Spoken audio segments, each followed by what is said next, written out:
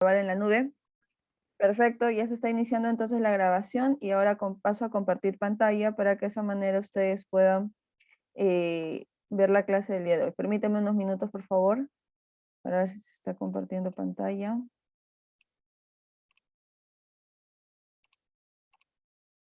Ahí está. ¿Se está proyectando, chicos? Confírmenme, por favor, si se está proyectando. Creo que todavía no, ¿verdad? A ver, voy a volver a hacerlo.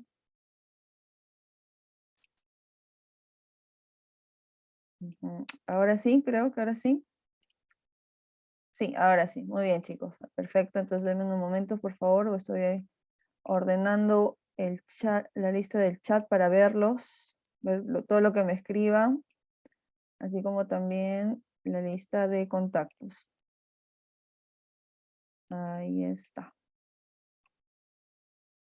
Perfecto. Muy bien, vamos a comenzar entonces, queridos chicos. Estamos justo con el tiempo exacto para poder llevar la clase del día de hoy. Bien, como ustedes se están dando cuenta, hoy nos toca trabajar la semana número 7 de clases. Recuerden, por favor, que la práctica de literatura va a entrar hasta la semana 8. Así que, si se dan cuenta, solo nos queda unas 2 semanas, aproximadamente, o hasta menos de 2 semanas, para que ustedes puedan repasar, puedan estudiar durante estos días y puedan dar un buen examen de literatura. Punto número 2, chicos, por favor, es importante que estén resolviendo las preguntas, sobre todo aquellas que vienen fragmentos de obra, ¿entendido?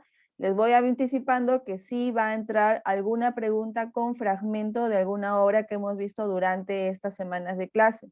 Entonces, una forma de que ustedes pueden llegar a resolver ese tipo de preguntas es practicando. Miss, ¿Entendido? Miss, Dime. ¿podría pasar todo lo que mandó ahí, ya sabe, en el modo de, ¿Del drive? de documento, ¿sí? Para pasarlo al grupo. Ya, ok. Porfas, Pedro, te quedas entonces al final de la clase un ratito para pasarte el link mediante Drive, ¿te parece? No se preocupe, yo me quedo. Listo. Muy bien, Pedro. Muchas gracias por avisarme. Perfecto. Bien, vamos a comenzar entonces. Recuerden que desde la semana pasada, desde la semana número 6, estamos trabajando ya lo que es literatura española, ¿entendido? En esta línea de tiempo vamos a recordar entonces cómo es que hemos desarrollado esa literatura española. Recordemos que lo primero que vimos fue justamente la literatura medieval española y aquí con la presencia de sus dos mésteres, ¿no? Méster de juglaría y méster de clerecía, ¿entendido?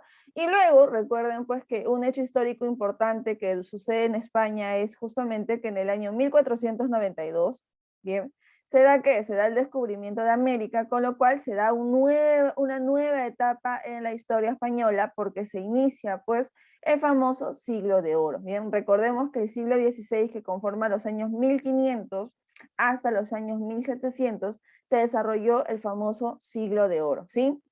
Ahora, como ustedes están viendo en esta línea de tiempo, este siglo de oro está conformada por dos corrientes literarias.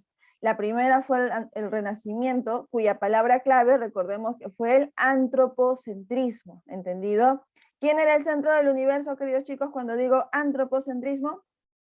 Actívame el audio o escribe en el chat. El hombre. Perfecto, muy bien, claro que sí, chicos, el hombre, nada más y nada menos que el hombre, ¿entendido? El hombre se vuelve nuevamente protagonista. ¿Por qué nuevamente? Porque recuerden que en la época griega y en la época romana también el hombre era el protagonista, ¿no? Y de ahí entra la etapa oscura que se conoce al medioevo y nuevamente en el siglo de oro se da el renacimiento. El hombre vuelve a ser protagonista de la literatura y de la historia, ¿bien? Aquí hemos estudiado a los poetas, tanto Garcilaso de la Vega como Fray Luis de León, que en su momento ya hemos explicado cómo es que ellos presentaron el Renacimiento. Hoy nos vamos a centrar en la segunda parte de este siglo de oro, que es el barroco. Bien, queridos chicos, ¿algunos de ustedes se acuerdan cuál era la palabra clave del barroco? Que lo vimos, si no me equivoco, en la semana 3 de clases. Comenzaba con P. A ver. Pesimismo. Perfecto, Bianca, muy bien. Nada más y nada menos que el pesimismo, claro que sí. ¿Qué significaba el pesimismo, queridos chicos? Esta actitud negativa frente a la vida. ¿Por qué? Porque recuerdan que en el Renacimiento el hombre abandona a Dios, ¿entendido? Ya no tiene guía espiritual, si se podría decir. ¿Y qué sucede en la época del Barroco? Pues el hombre se da cuenta que está solo. ya que al no tener un guía, vamos a ver que empieza pues toda una crisis existencial en él, ¿entendido? Y empieza pues a salir estos cuestionamientos de la vida, de la existencia, de la esencia del hombre y muchas cosas más. Y dentro de ese cuestionamiento, recordemos que el hombre llega a una respuesta clave. ¿Cuál era esa respuesta clave? Que la vida es fugaz, que la vida es breve nada más, que hoy día podemos estar vivos, podemos estar felices, sonriendo, pero mañana, quién sabe, ¿entendido? Y como les dije, esa clase no es por asustarlos, pero recordemos que existen accidentes, que como bien dice su nombre, ¿no? Son sucesos menos esperados, son sucesos que se dan así, intempestivamente, se da de casualidad y puede generar pues la pérdida de la vida, ¿entendido? Entonces, el hombre al darse cuenta que la vida es breve, que la vida es fugaz, vamos a ver que existirá esa actitud negativa frente a la vida, ¿bien? Pero eso fue justamente en la literatura universal. Ahora, el día de hoy vamos a trabajar, en este caso, otra palabra clave que la literatura española lo desarrolla muy bien y creo que ya ustedes lo han visto. Anoten, por favor, la palabra clave del barroco, del siglo de oro español, va a ser nada más y nada menos que antinomias. Repito, palabra clave del barroco español va a ser antinomias, ¿entendido? ¿Qué cosa es antinomia, Miss? ¿De qué me está hablando? Pues bien, anota. Las antinomias, queridos estudiantes, son cuando se dan dos elementos que son opuestos, ¿entendido?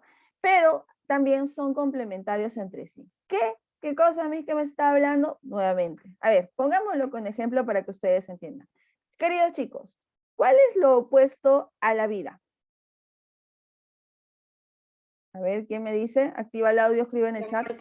La Muy muerte. bien. La muerte, exacto. Lo opuesto de la vida es la muerte. Claro, ¿verdad? Pero chicos, ¿ustedes alguna vez han puesto a pensar que la vida también es justamente dependiente de la muerte?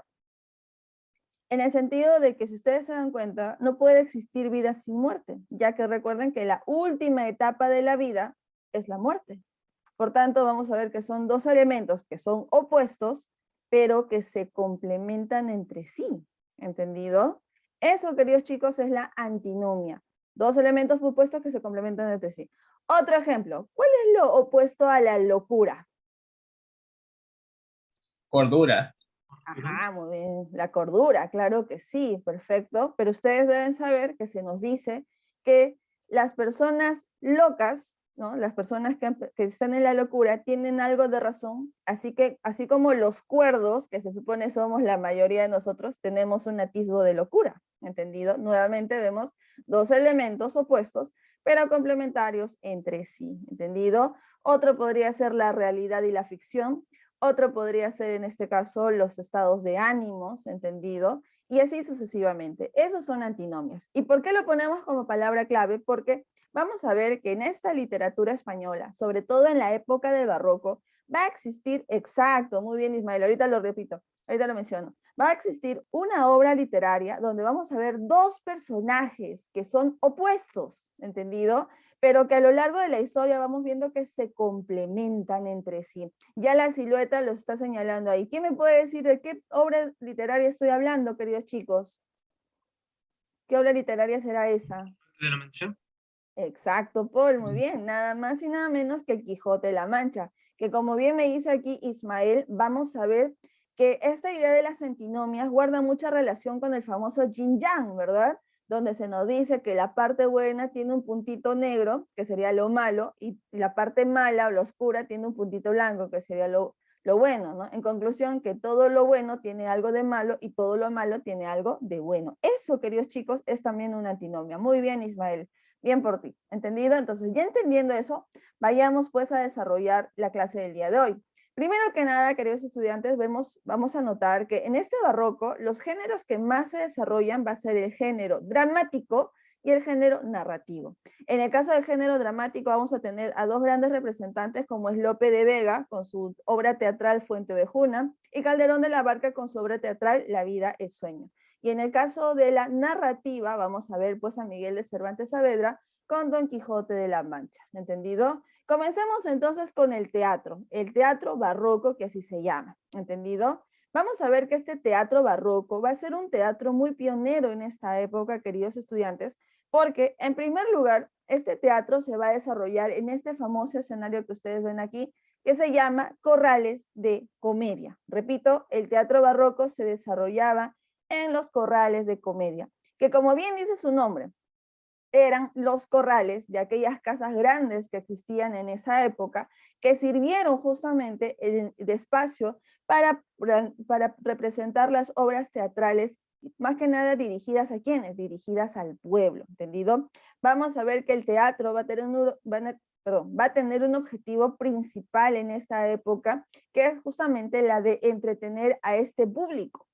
¿Por qué? Porque vamos a ver que antiguamente el teatro ya no era tan público que digamos, sino que era reservado para algunos grupos especiales como la corte, como la realeza. En cambio, en esta época del barroco, vamos a ver que uno de sus pioneros, que es Lope de Vega, o Félix Lope de Vega, va nuevamente a traer el teatro para el pueblo, ya que dentro de esta idea o dentro de este objetivo era darle una enseñanza mediante las obras teatrales al pueblo, ¿entendido? Por eso es que los corrales de comedia funcionaban en estos espacios abiertos que las casas tenían antiguamente, ¿entendido? Por eso se habla aquí que este teatro barroco busca un público vasto, porque busca que el público sea heterogéneo, sea diverso. Puede ser un teatro para la corte, como también un teatro para el pueblo, ¿entendido? Segundo punto muy importante, queridos estudiantes, y esto siempre viene en examen, así que les pido que anoten por favor. Vamos a ver que este teatro barroco va a romper con las unidades clásicas. ¿A qué nos referimos con las unidades clásicas? Aquí debemos recordar a Aristóteles en la semana 2 de clases. ¿Se acuerdan que les mencioné que el teatro griego manejaba las unidades clásicas o unidades aristotélicas? Bueno, si no te acuerdas, te lo vuelvo a mencionar. ¿Qué proponía Aristóteles en la época griega? Pues proponía que el teatro sea solo desarrollada en un tiempo, en un lugar y en una acción. Un tiempo, es decir, presente o pasado o futuro. Un lugar, un solo escenario y una acción, es decir, que el actor sea el único que esté en escena. ¿Qué sucede con el teatro barroco? Pues rompe con ese esquema tradicional, rompe con esa estructura o unidades clásicas. ¿Y qué hace? Juega con más tiempos, es decir, puede involucrar el pasado, el presente, el futuro dentro de la obra teatral, juega con más escenarios, ¿entendido? Puede que el escenario sea el principal, pero los actores podían salir de escena, podían irse a los balcones, podían en este caso estar entre el público para que de esa manera el teatro sea mucho más interesante. Y obviamente cuando hablamos de acción nos referimos pues que ya no solo habría un actor en escena, sino habrían más de uno, o sea, podrían ser 2, 3, 4, 5, todo un grupo si es posible, y que eso generaba pues que el teatro sea mucho más dinámico. Bien, vamos a ver que la especie teatral que más destaca aquí es el drama. ¿Qué era el drama, queridos chicos? A ver quién se acuerda, palabra clave del drama. ¿Era la fusión de qué? ¿Quién me dice? ¿Quién me dice? Activa tu audio, escribe en el chat. Comedia con tragedia. Tragedia. Exacto, muy bien, claro que sí. Aquí también mi alumna Muñoz, así como Darío y Pedro, claro que sí. Recuerden que el drama es esta fusión de la comedia con la tragedia. Es decir, vamos a ver que la obra teatral va a tener momentos jocosos, momentos felices, pero también va a haber momentos tensos, momentos de tragedia, que posiblemente muera algún personaje, ¿entendido? Pero al final la obra termina con un final feliz, ¿bien? Otro detalle muy importante que les pido que anoten, queridos chicos, es que este teatro, vamos a ver que fue estructurado en verso, ¿entendido? ¿Qué quiere decir? Que los guiones teatrales eran en verso. Por tanto, vamos a ver que al ver versos, pues se va a dar un tono melódico, y va a haber argumentos o diálogos de los actores que tengan rima, ¿entendido? Y esto permitirá que, por ejemplo, dentro de las obras pues haya momentos donde haya cantos, donde se recite, ¿entendido? Y aquí va a haber la entrada pues de estrofas, de composiciones estróficas como octavas reales, silvas, sonetos, églogas, etc. ¿Entendido? Y por último vamos a ver la pluralidad temática, es decir, que este teatro barroco no solo va a proponer un tema en particular, sino va a proponer varios temas que, como les repito, va a ir en base al tipo de público que se desarrolla, ¿bien? Es decir, que en conclusión vamos a ver que este teatro barroco va a presentar dos tipos de teatro, un teatro popular y un teatro cortesano. El teatro popular, como bien dice su nombre, es el teatro para el pueblo, ¿entendido? Por tanto, vamos a ver que aquí las obras teatrales de esta rama pues tienen un atisbo nacional o nacionalista. ¿Por qué? Porque habla temas del pueblo, temas de la realeza, temas de coyuntura social que está sucediendo, ¿entendido? Y vamos a ver que el lenguaje que se maneja es pues un lenguaje sencillo, porque vuelvo a repetir, este teatro está dirigido para el pueblo. Todo lo contrario tiene el teatro cortesano, que como bien dice su nombre, está dirigida para la corte, es decir, un público que, a diferencia del pueblo, pues es un público que sí tiene un cierto nivel de educación y que por tanto, al tener ese nivel de educación, va pues proponer otros temas más que nada reflexivos o filosóficos, que es lo que más proponen. Y aquí vamos a tener como representante a Pedro Calderón de la Barca. Comencemos con el principal, con el pionero de este teatro barroco y que desarrolló todas las características que estoy mencionándote. ¿De quién hablo? Pues de Félix Lope de Vega, queridos chicos. Como ustedes saben, él tiene un apelativo muy importante que es el del Fénix de los Ingenios. ¿Por qué? Primero que nada, hay que señalar que este hombre era muy, pero muy inteligente. Era sumamente creativo al proponer muchas obras teatrales, ¿entendido? Por eso es de los ingenios. Era muy ingenioso para crear. Ahora, ¿por qué Fénix? Bueno, recordemos que el Fénix es esta ave, ¿no? Esta ave utópica, idealista, que se nos cuenta, pues, que cuando fallece o muere, ¿qué hace? Luego renace de las cenizas, ¿entendido? ¿Qué sucede con Félix Lope de Vega? No es que él se muera y luego reviva, no, sino se refiere a que cuando terminaba una obra teatral y la terminaba así completita, con diálogos, con estructura y todo lo demás, en cuestión de minutos o al día siguiente ya estaba empezando a escribir otra obra teatral y ya estaba proponiendo, en este caso, los personajes, actores, argumentos y todo. Terminaba esa y al día siguiente ya estaba iniciando otra. Por eso se decía como un fénix, porque ni bien termina una, renace con otra obra mucho más creativa, mucho más inventiva, y eso generaba pues que su teatro sea mucho más dinámico, ¿bien? Luego vamos a tener otro apelativo muy importante en él, que es propuesta por su amigo Miguel de Cervantes. Sí, el autor del Quijote le puso también un apelativo que es el del monstruo de la naturaleza. ¿Por qué? Porque dentro de sus obras teatrales vamos a ver que él transgrede las estructuras clásicas, las unidades aristotélicas, rompe con lo natural, ¿entendido? Y al romperlo, él propone cosas mucho más ingeniosas, cosas mucho más transgresoras para ese teatro, con el objetivo de generar una novedad dentro de ella, ¿bien? Si bien es cierto, lo que más destaca es las obras teatrales, porque aquí tenemos obra más destacada que es Fuenteovejuna, o también El mejor alcalde del rey o El caballero de Olmedo, no es lo único que desarrolló nuestro amigo Lope de Vega. Él también escribió obras de género épico como La Dragontea, El Isidro, y también obras poéticas como Rimas Humanas, Rimas Sacras y Romancero Espiritual. Pero hoy, si lo estamos estudiando, más que nada, es por su obra teatral Fuenteovejuna, que lo vamos a ver dentro de un momento, ¿entendido? Entonces, para finalizar las ideas o las características de Lope de Vega, hay que señalar que él pertenece a la tendencia popular, más que nada porque sus obras teatrales están dirigidas para el pueblo, ¿entendido? Por esa razón se le considera como que él organizó el nuevo teatro español por todas estas características que te he mencionado y él los ha aplicado durante este siglo XVII. ¿Qué más? Vamos a ver que dentro de su obra también incorporará al personaje gracioso. ¿Quién es el personaje gracioso, Miss?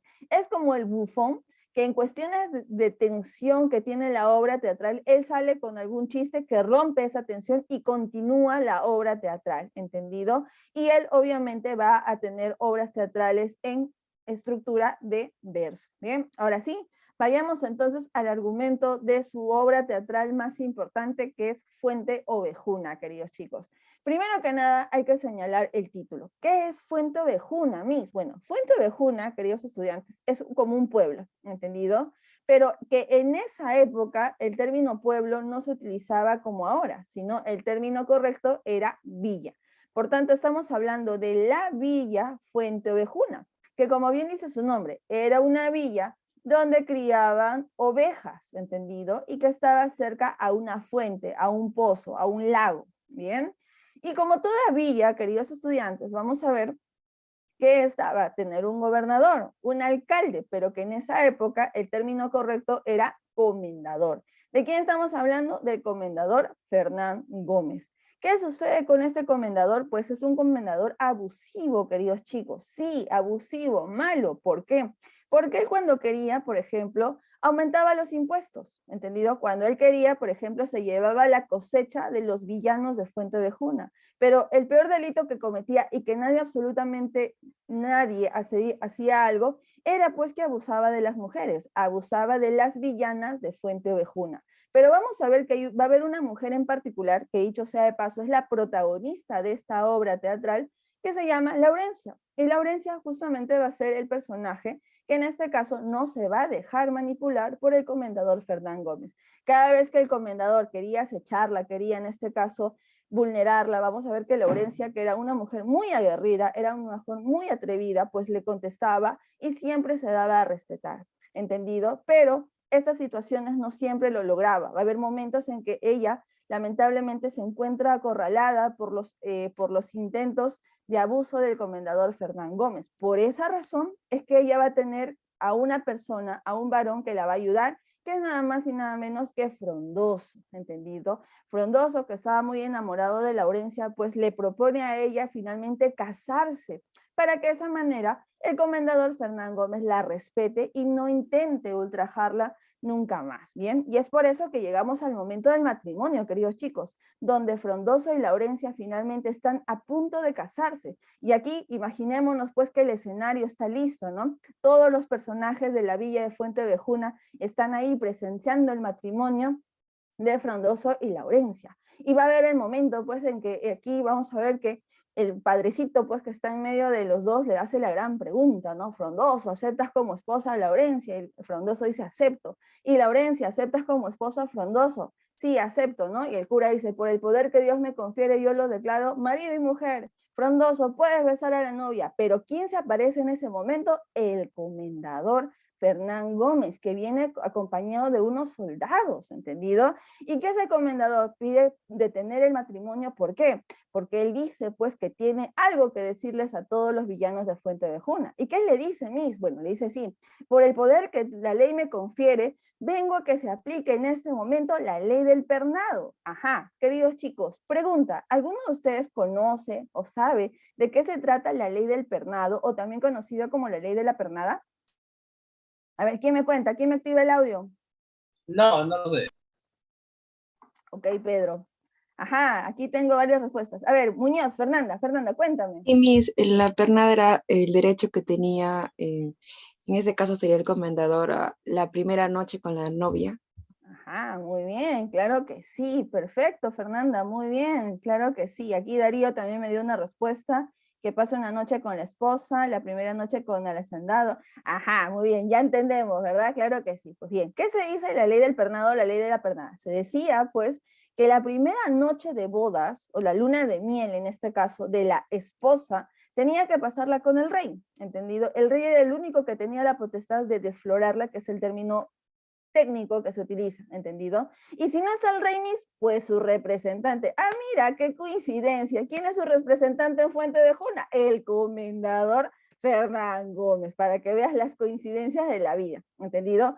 ¿Qué hace el comendador? Pues rápidamente pide a los soldados que atrapen a Laurencia y la lleven hacia su casa, y vamos a ver que Frondoso, que ve esa situación, pues trata de ayudar a Laurencia para que no se la lleven, pero otros soldados atrapan a Frondoso y lo llevan a la cárcel, a un calabozo. La pregunta del millón es, ¿y los demás? ¿Y los demás villanos de Fuenteovejuna qué hicieron? Pues la respuesta es que nada, absolutamente nada. Se quedaron tiesos, se quedaron ahí con miedo mientras que veían toda esta situación donde la pobre Laurencia, vuelvo a repetirte, se dirigen o la llevan a la casa del comendador, y ahí vamos a ver que el teatro se divide en dos escenarios. ¿Por qué? Porque por un lado tenemos el escenario donde están pues los villanos de Fuenteovejuna preguntándose, ¿no? Pobre Laurencia, ¿cómo estará? Pobrecita, ojalá que el comendador no le haga nada, pobrecita, ¿cómo lo pasará? Y otro escenario donde Laurencia, vuelvo a repetir, estaba en la casa del comendador, y el comendador, pues que tenía en este caso mucha, pero mucha impotencia, muchas cosas guardadas, finalmente cumple su objetivo. y finalmente logra poseer a Laurencia. Bien, al día siguiente vamos a ver que Laurencia sale de la casa del comendador con su vestido de novia totalmente rasgado, con muchos golpes en la cara, todo el maquillaje totalmente manchado, su velo de novia totalmente roto, y está yendo hacia la villa de Fuente Ovejuna. Todos los villanos la ven y dicen, pobrecita, empiezan a cuchichear, pero es en ese momento que Laurencia toma las riendas del asunto y empieza a hablar para todos los villanos de Fuente Ovejuna, diciendo así: ustedes, villanos y villanas de Fuente Ovejuna, que bien dice el nombre de nuestra villa, porque aquí no hay hombres, aquí hay puras ovejas. Sí, ustedes, villanos, son unas ovejas porque son miedosas, son cobardes, no hicieron nada en el momento que el comendador me llevó hacia su casa. Ninguno de ustedes se atrevió a ir en contra de él porque son unos miedosos, son unos cobardes y todo lo demás, ¿no? ¿Qué más dice?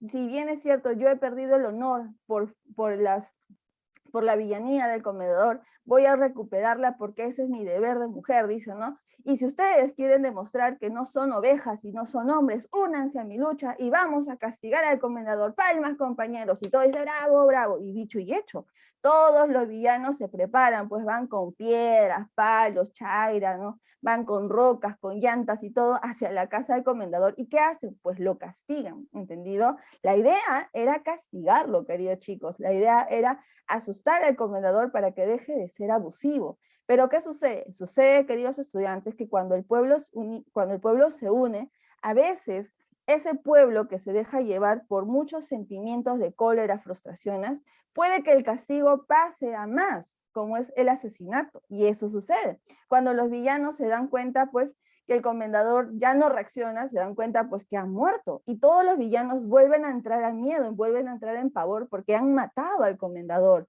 Pero nuevamente Laurencia toma las riendas del asunto diciéndoles: calmen, queridos compañeros, calmen, villanos de Fuente Ovejuna, que en este momento que ha sucedido aquello, tenemos que seguir más unidos que nunca, y si es que algún momento alguien viene a preguntar quién mató al comendador, todos diremos a una sola voz: Fuente Ovejuna lo hizo, señor. Palmas, compañeros, palmas, y todos pues aplauden y acuerdan que cuando alguien pregunte, esa sería la respuesta que iban a dar, ¿no? Fuente Ovejuna, todos a una decían, y así quedaron, ¿entendido? ¿Qué sucede? Semanas después, dicho y hecho, va a venir un representante de la corona española aquí a la villa de Fuente Ovejuna porque no tienen respuesta del comendador, no ha llegado los impuestos hacia la corona, y por eso este representante pues se entera que el comendador ya no está, que está muerto, ¿entendido?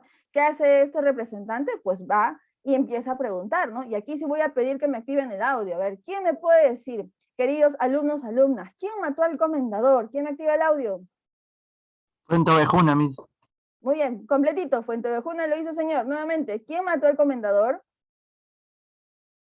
Fuente Ovejuna lo hizo, señor. Muy bien, palmas, compañeros, palmas. Siguiente. A ver, uno más, uno más. ¿Quién mató al comendador?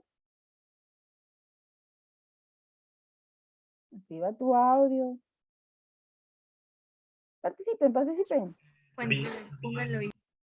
Muy bien, Sammy, muy bien. Fuente Ovejuna lo hizo, señor. Paul, por favor, nuevamente, tú vas a ser mi último. ¿Quién mató al comendador, Paul? Fuente Ovejuna. Fuente Ovejuna lo mató. Perfecto, Fuente Ovejuna lo hizo, señor. Palmas, compañeros. Entonces, el representante de la corona se da cuenta que nadie va a confesar por el delito dado. ¿Y qué hace él? Pues empieza a enviarle la información a la corona española, a los reyes de España, incluyendo también la información donde el comendador pues abusaba de sus villanos. Todo ello, vuelvo a repetir, se lo envía a los reyes de España. ¿Cuál fue la decisión final de los reyes? Pues ante este suceso de justicia popular sobre los abusos del comendador, pues los reyes finalmente perdonan al pueblo, ¿sí? Termina con un final feliz con ese perdón del pueblo. Así, queridos chicos, termina la obra.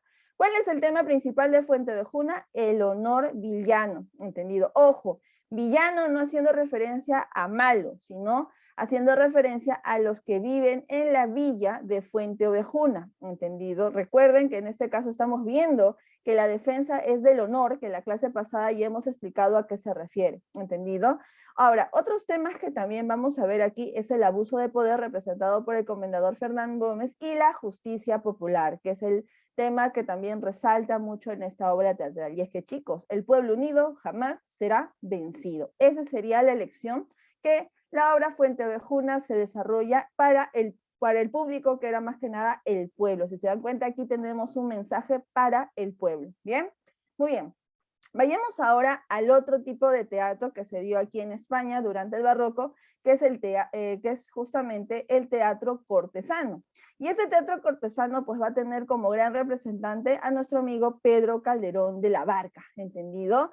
Que te puede decir biográficamente que él justamente en su juventud se dedicó al ejercicio de armas. Él estuvo peleando en las guerras civiles de España, pero ya en su mayoría de edad, a los 50 años, pues él decidió dedicarse al sacerdocio, servir a Dios, ¿entendido? Y vamos a ver que en esta experiencia de sacerdocio, él va a conocer un tipo de teatro particular que es el autosacramental, que es una obra teatral que se daban pues en las congregaciones religiosas, donde se plasmaban, donde se representaban pues citas bíblicas o las famosas parábolas que nosotros conocemos. ¿Qué hace entonces Pedro Calderón de la Barca? Pues él difunde este tipo de teatro, el autosacramental, y lo plasma o lo representa de forma pública, es decir, para todos, para toda la sociedad, y ya no solo para un grupo de personas que eran justamente los religiosos. Por eso se dice que él es justamente el mayor difusor de los autosacramentales. Ojo, ojo, por favor.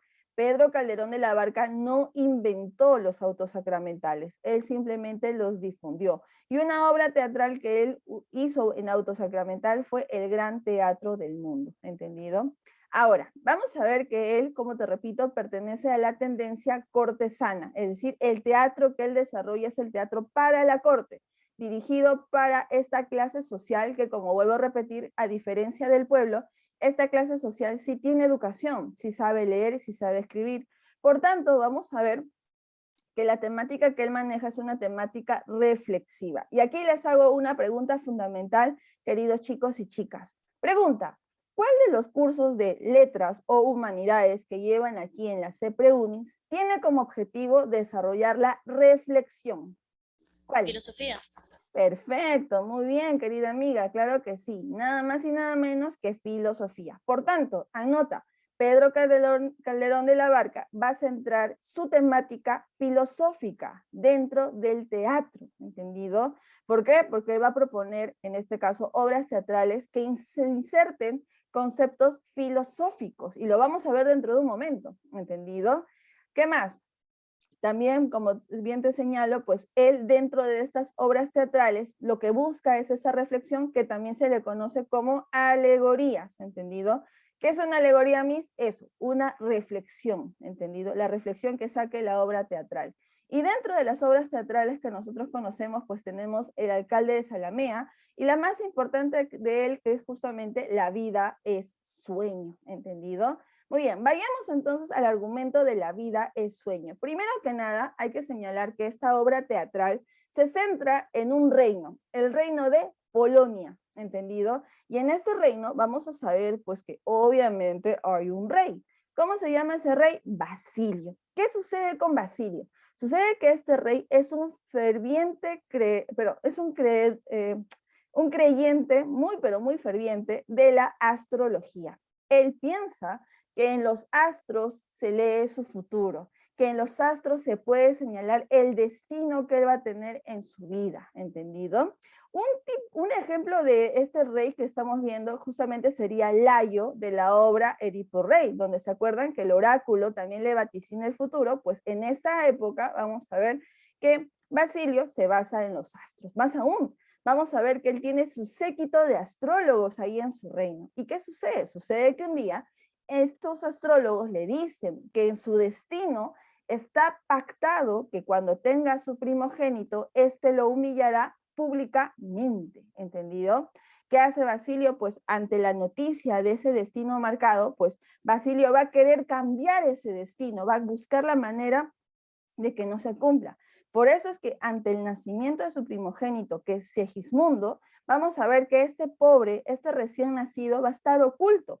¿Por qué? Porque Basilio va a pedir que este niño o este bebé pues esté encerrado en un calabozo y que pase ahí todos los días que tenga de vida, todos los días que tenga de existencia, con el objetivo de que el pueblo no se entere de que hay un príncipe y de esa manera no se cumple el destino marcado, ¿entendido? ¿Qué sucede? Sucede que Segismundo, vuelvo a repetir, va a estar recluido en un calabozo por muchos, muchos años, donde la única persona que lo va a mirar o lo va a visitar en este caso va a ser Clotaldo. ¿Quién es Clotaldo? Clotaldo es el vasallo del rey Basilio, que dicho sea de paso también se convierte en el ayo de Segismundo. ¿Qué es un ayo, Miss? Anota. Un ayo es como un cuidador, como un niñero, en pocas palabras, ¿entendido? Es como esta persona que va, cuida, le abastece de comida, de ropa al pobre, mientras que va creciendo. Y por eso Clotaldo es el único que conoce a Segismundo y todo el proceso de su crecimiento, ¿bien? Pero esto, queridos chicos, no estamos hablando de un año, 2 años, estamos hablando como 20 años que el pobre Segismundo ha estado encerrado en un calabozo. 20 años que, dicho sea de paso, el rey Basilio también ha envejecido.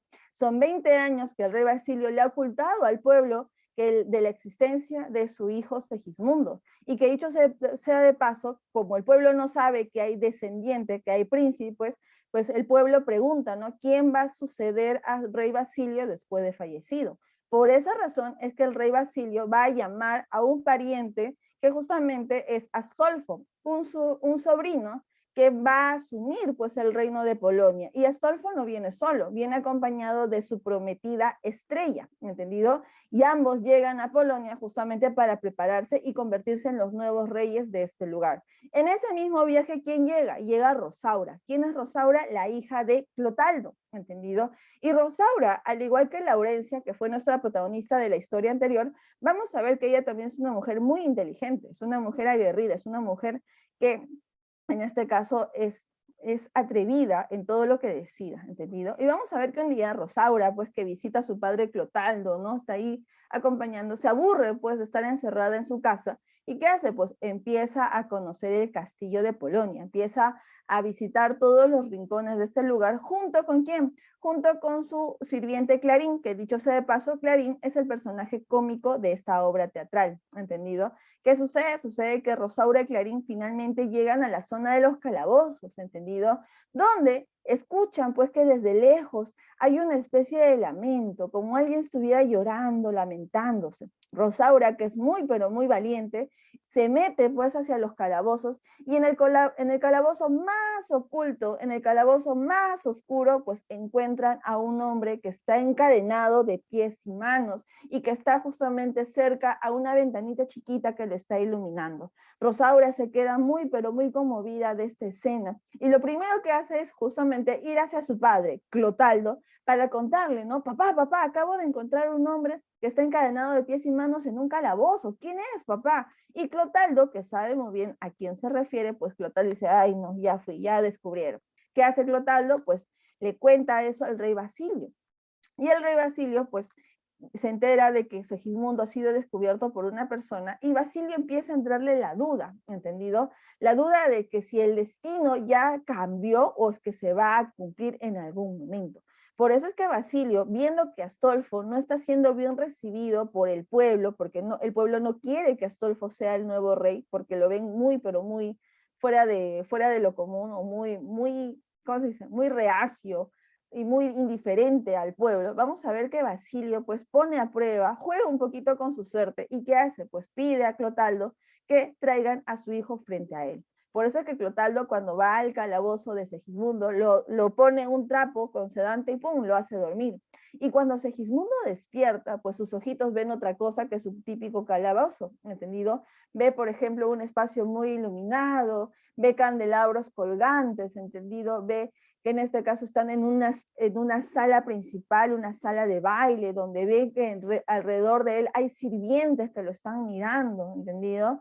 Y todo eso le genera mucho miedo. Incluso pues ve frente a él a un hombre que tiene una corona en la cabeza y que de la nada esa corona se la está quitando y se le está poniendo a él. Segismundo no entiende qué está pasando y simplemente reacciona. ¿Cómo? Pues empujando a los sirvientes, ¿entendido? Empujando a Basilio porque no sabe que es su padre ni nada por el estilo y quiere escapar, quiere huir. ¿entendido? Empieza a golpear a muchas personas. Y es por eso que Basilio le pide a Clotaldo que nuevamente lo adormile y lo lleve nuevamente a su calabozo, teniendo ya como respuesta Basilio que Segismundo no merece ser el rey de Polonia. Por eso es que cuando Segismundo despierta, nuevamente ve el típico lugar que siempre conoce, que es el calabozo. Pero ahí se hace la gran pregunta, ¿no? Si lo que recuerda ¿fue real o fue un sueño nada más? Y ahí, pues, queridos chicos, nace estos famosos versos de esta obra, ¿no? Que dice así: ¿qué es la vida? Un frenesí. ¿Qué es la vida? Una ilusión. Una sombra, una ficción. Y el mayor bien es pequeño, que toda la vida es sueño y los sueños, sueños son. Mientras que nuestro amigo Segismundo está filosofando, está analizando, reflexionando sobre la vida, vamos a ver que Rosaura le cuenta al pueblo, porque se entera que Segismundo es el hijo del rey Basilio.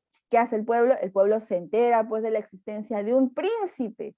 Bien, y es por eso que el pueblo le exige al rey que saque al príncipe Segismundo del calabozo y que inmediatamente lo convierta en el nuevo rey de Polonia, ¿entendido?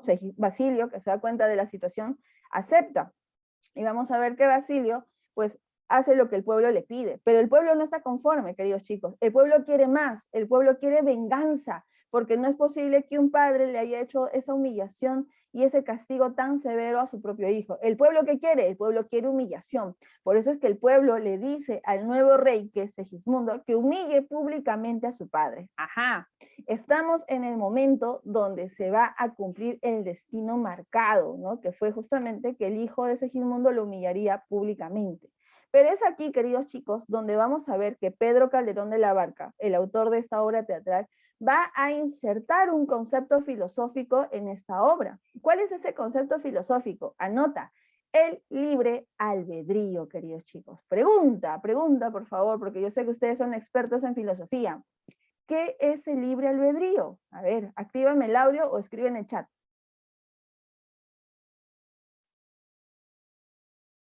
¿Qué es el libre albedrío, queridos chicos?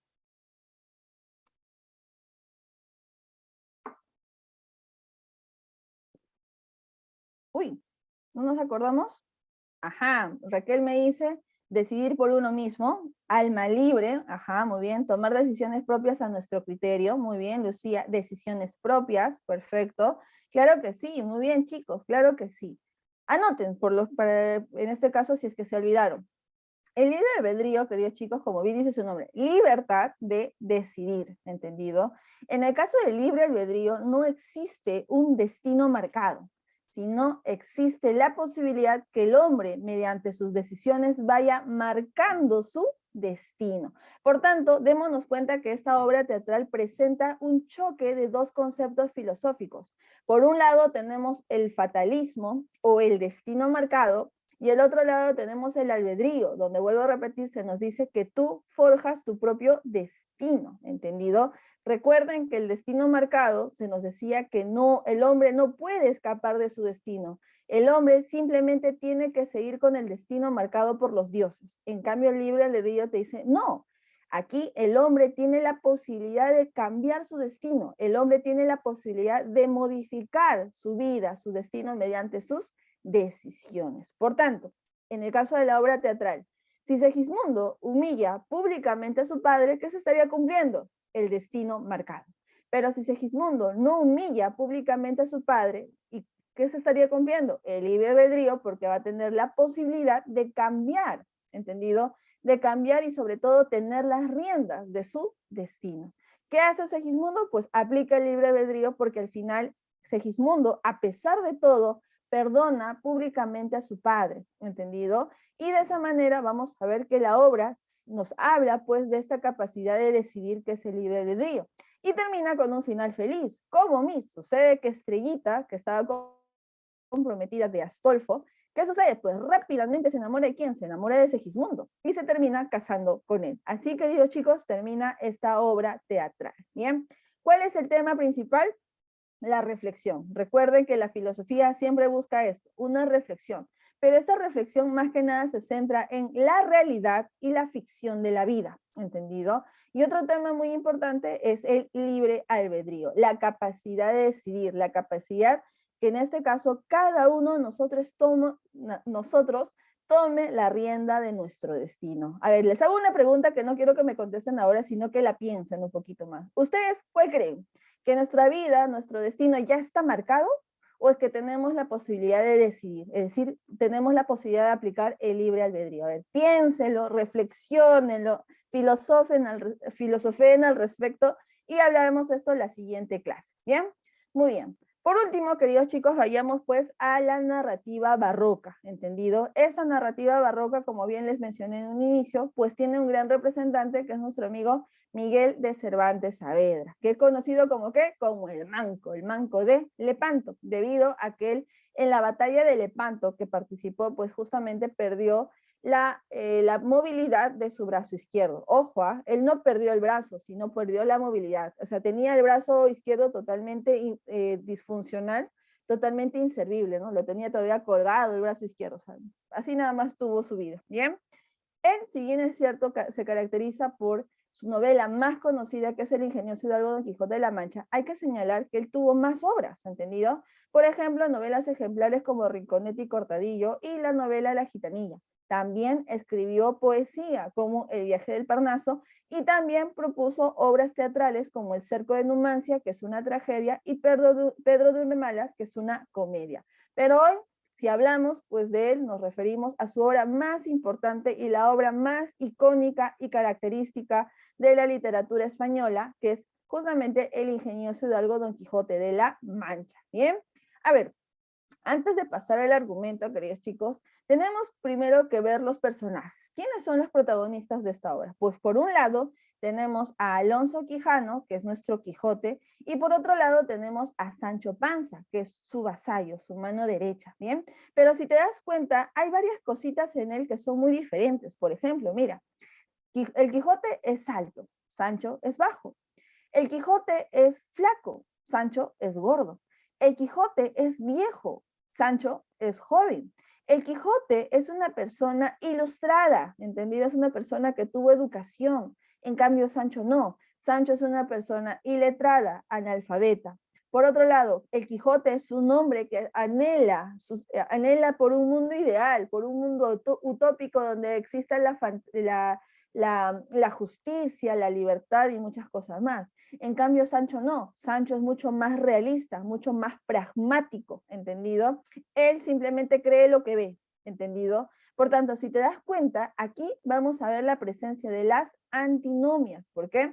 Porque son dos personajes opuestos, pero que a lo largo de la historia se complementan entre sí, ¿entendido? Aquí, queridos chicos, vamos a ver la presencia de las antinomias, ¿bien? Ahora, antes de pasar al argumento del ingenioso hidalgo Don Quijote de la Mancha, hay que señalar que esta obra teatral está dividida en dos libros, queridos chicos, no solo uno, sino tiene dos libros. El primer libro publicado en el año 1605, donde vamos a encontrar las dos primeras salidas del Quijote. ¿Qué es una salida? Pues es el momento que el Quijote sale de su casa, vive una serie de aventuras y luego retorna. Esa es una salida. Y vuelvo a repetir, en el primer libro vamos a ver dos salidas.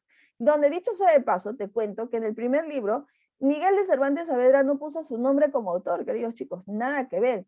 Él puso como autor de la obra a Cide Hamed de Benengeli, ¿entendido? Que es un nombre árabe. Pero ¿por qué no puso su nombre? Me darás la gran pregunta. Lo que sucede es que el objetivo del ingenioso hidalgo Don Quijote de la Mancha es la de parodiar, la de burlarse de los caballeros andantes que existían en esa época, ya que el libro o los libros más vendidos o los libros más difundidos en esas épocas de los 1600 justamente eran esos libros donde nos hablaban pues de los caballeros, ¿no? Que salvaban a las damiselas encerradas en castillo, ¿no? Que luchaban contra monstruos, contra otros caballeros por defender el honor. Pues bien, lo que hace el Quijote de la Mancha, vuelvo a repetir, es parodiar, burlarse de esas historias, utilizando esta parte de la realidad y la imaginación, ¿entendido? Y vamos a ver que como ese era un objetivo muy, pero muy grande y muy crítico para la época, lo que hizo nuestro amigo Miguel de Cervantes Saavedra es evitar los escándalos, evitar sobre todo que por parodiar novelas ejemplares de esas épocas, pues él pueda llegar a la cárcel. Por eso vuelvo a repetir que en el primer libro, nuestro amigo Cervantes pone otro nombre, Cide Hamed de Benengeli, que dicho sea de pasó? Era un nombre desconocido. Nadie conocía al tal Cide Hamid de Benengeli, era un nombre inventado nada más. ¿Bien? ¿Qué sucede? La obra tiene éxito, queridos chicos. La obra tiene éxito, muchos se quedan muy impresionados por los mensajes educativos que tiene el Quijote de la Mancha, y vamos a ver que 9 años después de que fue publicado el primer libro, un hombre llamado Alonso de Avellaneda, ¿qué hace? Pues roba el personaje de Cervantes y escribe una novela apócrifa, una novela falsa, con nuevas aventuras de este Quijote falso, ¿entendido? Cuando Cervantes se entera de que alguien está poseyendo su personaje icónico, su personaje principal, ¿qué hace él? Pues decide escribir un segundo libro, ¿entendido? Donde en ese segundo libro pues confiesa su autoría, y ahí vamos a encontrar la tercera salida del Quijote, que se llama Retorno a la locura, ¿entendido? Finalmente Cervantes pues es conocido por su obra, ¿entendido? Pero lamentablemente al año siguiente fallece. Por tanto, la fama no la pudo gozar sino póstumamente. Bien, entonces, queridos chicos, en conclusión, vuelvo a repetir, la obra está dividida en 2 libros, ¿entendido?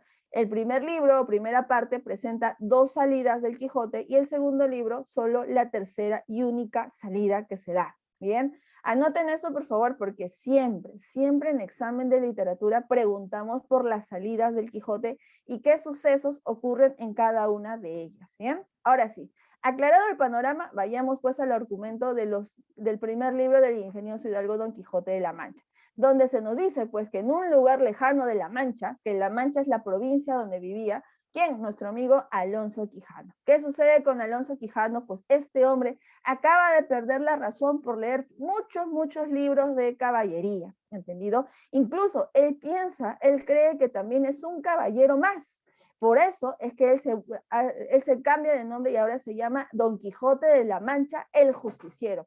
Y que como todo caballero debe ser coronado, debe ser nombrado como tal por una autoridad. Por eso es que en plena noche, él puesto solamente con pijama, ¿qué hace? Sale de su casa, ¿entendido? Y busca a un rey o a un conde o a alguien de la corte que finalmente lo nombre caballero andante. ¿Qué sucede? Sucede que en plena noche, pues él llega a una taberna, pero que por su locura no lo ve como una taberna, sino lo ve como un castillo. ¿Qué hace el Quijote? Pues muy orgulloso entra al lugar y dice, ¿no? Vengo a que me nombren caballero medieval. Todos los que están en la taberna se matan la risa y dicen, ¿y este qué le pasa? Está loco. Y el único que le va a seguir el juego es el dueño, es decir, el tabernero, que le dice, muy bien, bienvenido querido hermano, siéntate por favor, arrodíllate ante mí. ¿Y qué hace? Pues él busca una basinica y se la pone en la cabeza. Luego busca unas especies de lata y se lo pone encima del cuerpo, y con una vara que para el Quijote era como una espada, ¿qué hace? Pues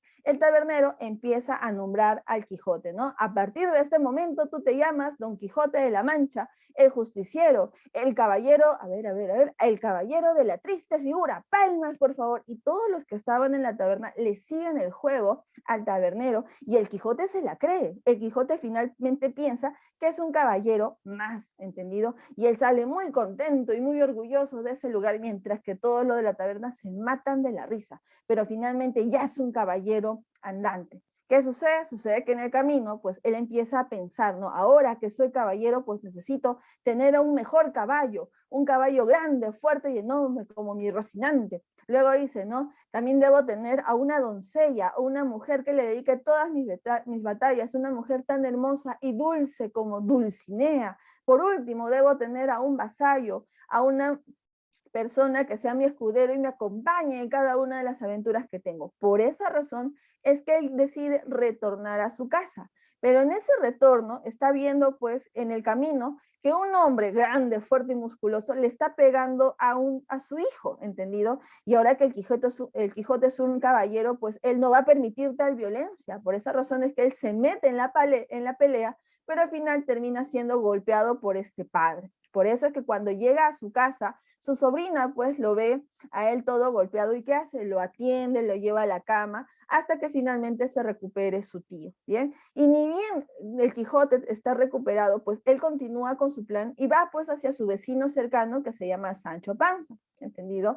Y Sancho pues no cae en la propuesta del Quijote así de simple, sino que el Quijote le dice, ¿no? Querido Sancho, yo sé que como tú eres una persona materialista y sé que muy bien que tú te mueves con la plata, pues yo te voy a dar tantas monedas por cada victoria ganada. ¿Sale o no sale? Sale. Y finalmente Sancho Panza acepta, y vamos a ver que ya estando los dos preparados, ¿qué hacen? Salen de la Mancha, y ahí vamos a ver el inicio de sus diversas batallas, de sus diversas aventuras, como por ejemplo la aventura de los molinos de viento, la lucha contra el escudero vizcaíno, el bálsamo de Fierabrás, la penitenciaría de Sierra Morena, ¿entendido? Todas esas aventuras donde, dicho sea de paso, el Quijote le da lecciones a Sancho, lecciones más que nada sobre lo que es justicia, sobre lo que es igualdad, sobre lo que es, en este caso, equidad y libertad de las personas. Y Sancho está aprendiendo muchas cosas, incluso aprende modales que el Quijote le va enseñando. ¿Bien? ¿Qué sucede? Sucede que en el camino vamos a ver que el Quijote se encuentra con ¿quiénes? Con el barbero y el sacerdote del pueblo de la Mancha, ¿entendido? Que justamente lo busca diciendo, don Alonso Quijano, por fin lo encontramos, ¿no? Su sobrina está muy preocupada por usted. Y el Quijote dice, ¿don Alonso? ¿Quién es don Alonso? Yo no soy ningún don Alonso, yo me llamo Don Quijote de la Mancha, dice él, ¿no? Y Sancho le explica al barbero y al sacerdote que el Quijote está loco. Por esa razón es que el barbero y el sacerdote atrapan al Quijote y lo llevan enjaulado hacia su casa. Y cuando llegan a su casa, la sobrina les cuenta pues que él ha perdido la razón debido a leer tantas novelas de caballería. ¿Qué hace el barbero y el sacerdote? Pues van a la biblioteca de Alonso Quijano y sacan todos los libros de ahí. ¿Y qué hacen? Pues los queman. ¿Para qué? Para que de esa manera el Quijote no vuelva a salir, ni intente salir de su casa por leer tantos libros de caballería. Y ahí termina el primer libro. Vayamos al segundo, que como te repito, se escribió 10 años después. La obra comienza señalándonos pues que el Quijote está en su casa, ¿entendido? Está tranquilo, todo normal, ya recuperó la razón, pero que con la visita de Sancho Panza, donde él le dice pues que su amada Dulcinea ha sido encantada, que ha perdido su belleza y ahora es una campesina más, que es el Quijote, pues recuerda todo lo que ha vivido y nuevamente retorna a la locura. Y por salvar a su amada Dulcinea, pues ¿qué hace? Sale de su casa, donde cuando finalmente se encuentra con esta tal Dulcinea, le dice, ¿no? Amada mía, ¿qué te ha sucedido? ¿Por qué estás gordita? ¿Por qué tu rostro ha perdido la belleza y todo lo demás? Y a la mujer que le está hablando le dice, oye, ¿qué te pasa? Yo no soy ninguna Dulcinea, yo me llamo Aldonza de Lorenzo, ¿entendido? Yo soy una mujer casada, salte de aquí, fuya. Y vamos a ver que el Quijote dice, ay, mi amada Dulcinea, aparte de perder la belleza, has perdido la memoria, pero no te preocupes, siempre te amaré, dice él, y se va. ¿Entendido? Y luego en este segundo libro vamos a ver que Sancho va a tener un poquito más de protagonismo. ¿Por qué? Porque él se va a convertir en el alcalde de la ínsula de Barataria. Pero no fue cierto, chicos, sino que unos bufones le tendieron una trampa a Sancho y Sancho se la creyó. Él pensó que era un alcalde de la ínsula de Barataria. Y es por eso que él aplicó ahí todas las lecciones de justicia, igualdad, libertad y equidad que aprendió del Quijote. Cuando Sancho se dio cuenta, pues que todo era una mentira, él no se molestó, él no se enfadó, simplemente se dio cuenta que finalmente, a pesar de haber sido una farsa, pues él aplicó lo que debería ser en una sociedad. ¿Bien? ¿Qué sucede luego? Pues en el camino, Sancho y Quijote se van a encontrar con un caballero, el caballero de la Blanca Luna, pero que en realidad es nada más y nada menos que un vecino del pueblo de la Mancha llamado Sansón Carrasco, que ante la desesperación de la sobrina del Quijote, porque no, pues nuevamente su tío se ha perdido, vamos a ver que Sansón Carrasco quiere ayudar a la sobrina convirtiéndose en un caballero, ¿no? Y va justamente todo disfrazado, ¿bien? ¿Qué hace Sansón Carrasco? Pues le propone un duelo al Quijote de la Mancha, donde dentro de ese duelo había una apuesta. ¿Cuál era la apuesta? Pues que si dentro de esta batalla Sansón Carrasco perdía, pues él simplemente se iría a otros pueblos para seguir un caballero andante.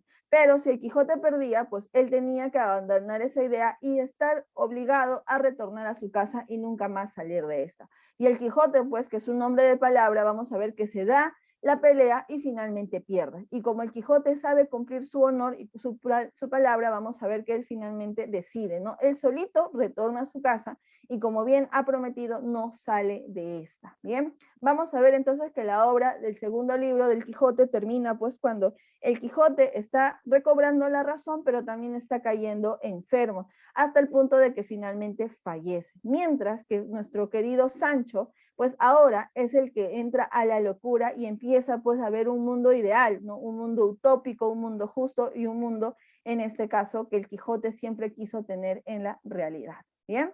¿Cuál es el tema fundamental entonces del Quijote de la Mancha? Es esta lucha entre lo ideal y lo material, ¿entendido? La obra, queridos chicos, como bien señalaron, el Yin Yang, nos menciona pues que al final toda persona, escúchame bien, toda persona, todo ser humano tiene ambas partes, ¿entendido? Tiene una parte idealista y una parte materialista, tiene una parte buena y una parte mala, ¿entendido? Y que justamente a medida que uno vaya viviendo sale una de esas dos partes, pero la otra no se queda guardada, sino también se queda en reserva, ¿entendido?